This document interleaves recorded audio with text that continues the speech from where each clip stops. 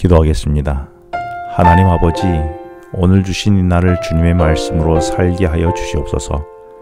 예수님 이름으로 기도합니다. 오늘 묵상할 말씀은 사도행전 18장 18절로 23절 말씀입니다. 바울은 고린도에서 회당장 소스데네의 고소로 수치스러운 로마 법정에 서게 되었습니다. 그러나 바울은 이런 것을 수치로 여기지 않았습니다.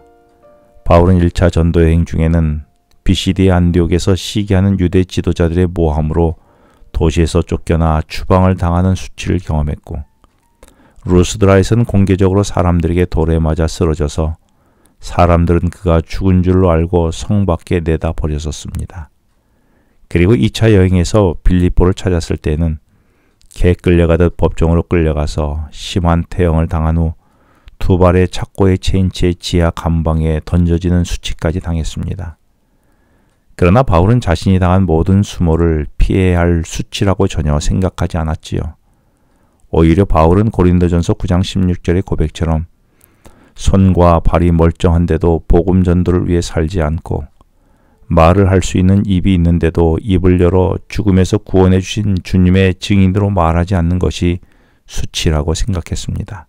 바울을 고소해서 바울을 수치스럽게 하려던 회당장 소스데네는 바울을 수치스럽게 하려다가 오히려 총독 갈리오의 묵인하에 시민들에게 길거리에서 집단 폭행당하는 수치를 겪게 되었었습니다. 오히려 바울은 이후 남은 기간 고린도에서 자유롭게 복음을 전하게 되었지요. 나는 그리스도인으로서 무엇이 수치라고 여깁니까? 예수님 때문에 당하는 배척과 쫓겨남과 고소당하는 것입니까?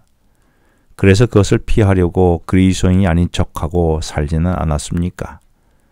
그리스도인으로서의 진짜 수치는 내게서 그리스도인 냄새가 나지 않거나 복음을 전하지 않는 것이 진짜 수치였음을 나는 알고 있습니까?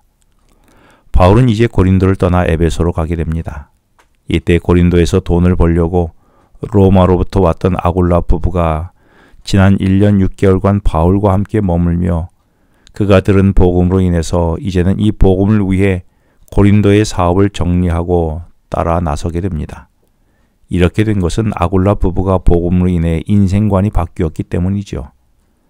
나의 인생관은 어디에 있습니까? 나는 복음 속에서 인생의 참된 의미가 무엇인지, 참된 목적이 어디에 있는지 바르게 터득했습니까?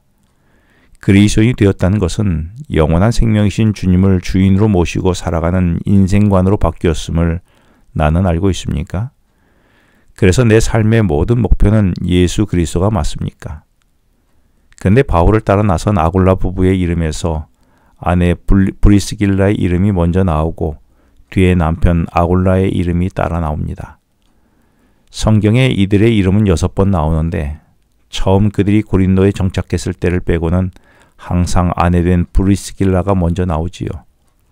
당시 가부장적인 유대 사회에서 아내의 이름이 먼저 나왔다고 하는 것은 신앙적으로는 아내가 가족을 이끌어갔다는 이야기였던 것입니다. 오늘날도 다양한 이유로 남편보다는 아내가 가정에서 신앙적으로 이끌어가는 경우가 참 많이 있습니다. 사실 아무 연고도 없는 바울을 사도행전 18장 2절에서 고린도에서 자기 집에 숙식을 제공해 주었던 것도, 그리고 사도행전 18장 18절에서 고린도에서 탄탄한 사업 입지를 다진 모든 것을 미련 없이 포기하고 바울의 동역자가 되어 바울을 따라 나선 것도, 로마서 16장 3절로 5절에 아굴라 부부가 훗날 로마로 돌아가 가정교회 세워 사역을 했던 것도, 심지어 위험에 처한 바울을 구하기 위해 자신들의 목숨까지 내걸었던 것도 모두 아내 브리스길라의 주도로 이루어졌던 일이었습니다. 그렇다고 남편 아굴라는 형편없는 믿음을 가졌다는 것은 아니었습니다. 아굴라는 자기보다 영적으로 앞선 아내 브리스길라의 행동에 제동을 걸기보다는 매사에 아내를 적극적으로 도왔지요. 이렇게 한 것은 남편 아굴라의 영적 그릇이 얼마나 컸는지를 알 수 있는 것입니다. 이것이야말로 진정한 돕는 배필이지요. 우리는 어떻습니까?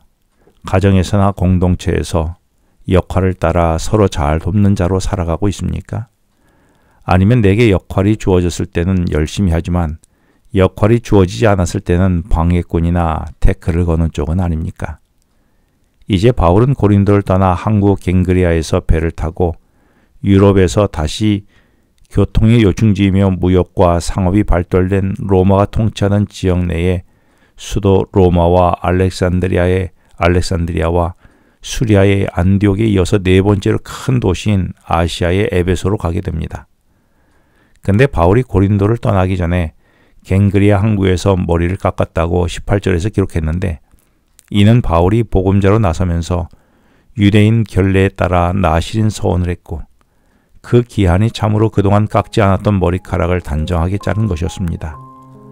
그리고 에베소에 도착하여 늘 그랬듯이 19절에서 회당을 찾아가 인간의 죄와 죽음과 부활의 주님을 전하게 되지요.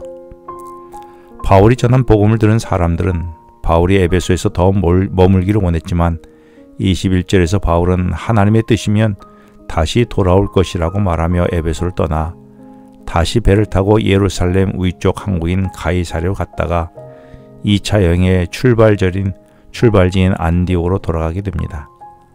바울의 선교 사역을 돌아보면 자신의 계획을 버리고 철저히 성령의 인도함을 받는 삶이었습니다. 이 삶이 오늘의 나의 삶이 되어야 하지 않을까요? 기도하겠습니다. 하나님 아버지, 주님을 주인으로 모시며 철저히 주님의 뜻을 따라 살아가는 제가 되게 하여 주시옵소서. 예수님 이름으로 기도합니다. 지금은 개인 기도 시간입니다. 오늘 주신 말씀을 묵상하면서 주어진 기도 제목과 개인 기도 제목을 놓고 기도하시겠습니다.